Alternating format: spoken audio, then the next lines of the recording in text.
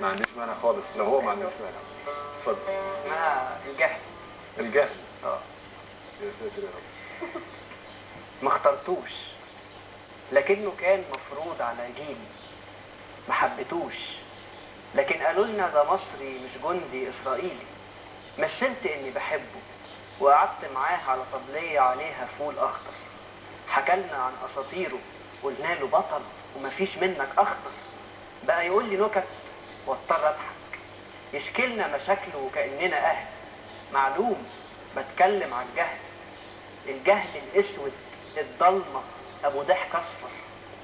الجهل اللي يخليك تصغر وتاني رقبتك، الجهل اللي موطي في قامتك، الجهل اللي مخليك عطشان لريحة مصر، الجهل اللي بيعمل سرطان وبيذبحك في طابور العيش، الجهل اللي مفرق بيني وبينك، الجهل اللي تفديه بحياتك واللي مش واقف جنبك، الجهل اللي مش مهتم، الجهل اللي واجع قلبك بينك وبينه دم، الجهل اللي معيشك في إهانة ومخلي حياتك زنزانة، الجهل اللي داش علينا 30 سنة متواصلة علشان تقول له علشان تقول له نعم، ويكون سكوتك حياة، ويكون أنينك نغم.